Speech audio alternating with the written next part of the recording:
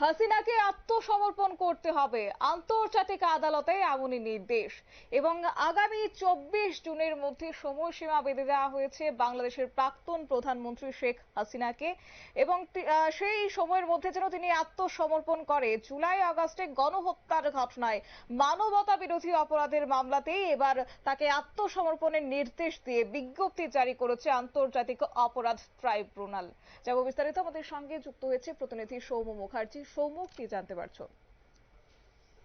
যেটা জানা যাচ্ছে যে বাংলাদেশের প্রাক্তন প্রধানমন্ত্রী শেখ হাসিনার বিরুদ্ধে মানবতা বিরোধী অপরাধ মামলা রুজু হয়েছে আন্তর্জাতিক অপরাধ দমন আদালতে। এবার বিচার প্রক্রিয়া শুরু হবে, তার আগে তাকে আত্মসমর্পণের নির্দেশ দিল ট্রাইব্যুনাল।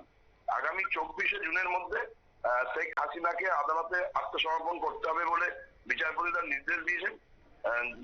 নয়ের তার অনুপস্থিতিতেই বিচার শুরু হবে বলে সাফ জানিয়ে দিয়েছে 3 বিচারপতির ডিভিশন বেঞ্চ। একই নির্দেশ জারি করা হয়েছে শেখ হাসিনা সরকারের প্রাক্তন মন্ত্রী, স্বরাষ্ট্রমন্ত্রী ছিলেন আসাদুজ্জামান খানের বিরুদ্ধেও। তাকেও আগামী 7 দিনের মধ্যে আত্মসমর্পণ করতে হবে বলে নির্দেশ দিয়েছে আন্তর্জাতিক অপরাধ দমন আদালতের 3 বিচারপতির ডিভিশন বেঞ্চ। বাংলাদেশের পুলিশের রিপোর্ট অনুযায়ী শেখ হাসিনা ও আসাদুজ্জামান খান দুজনেই বর্তমানে ভারতের গোপন আশ্রয় রয়েছে বলে অভিযোগ। সেই জন্য তারা এখানে যোগ না দিলে তাদের বিরুদ্ধে তাদের অনুপস্থিতিতে বিচার শুরু করার নির্দেশ জন্য আবেদন জানিয়েছিল বাংলাদেশ পুলিশ, আর বিচারপতিরা সেটাই মেনে নিয়েছে।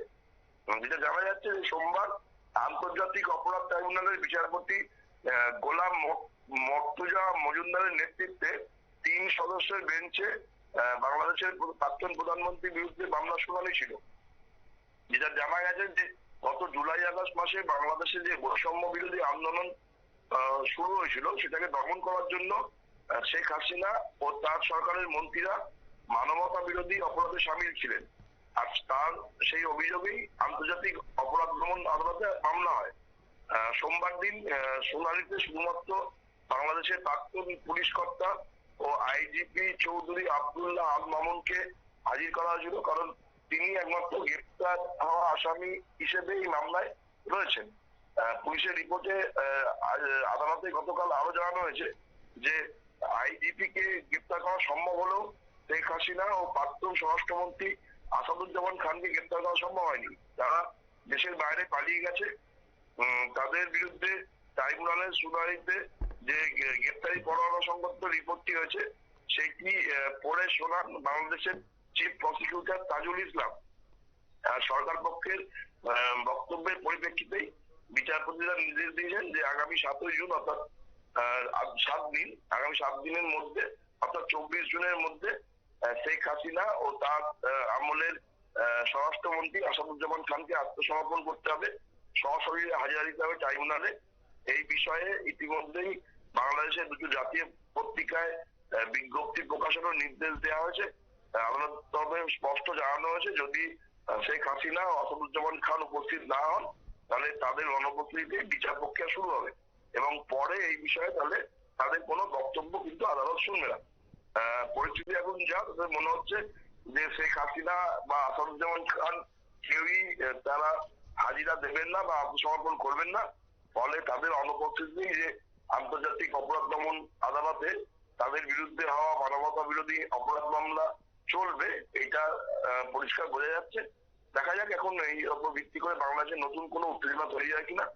যদিও আওয়ামী লীগের যা বর্তমানে পরিস্থিতি তাতে বাংলাদেশের মধ্যে তারা কোনো আন্দোলন তৈরি করার এই মুহূর্তে তাদের পক্ষে সম্ভব নয় বলে সংশ্লিষ্ট রাজনৈতিক মহলের লোকজন মনে করছে।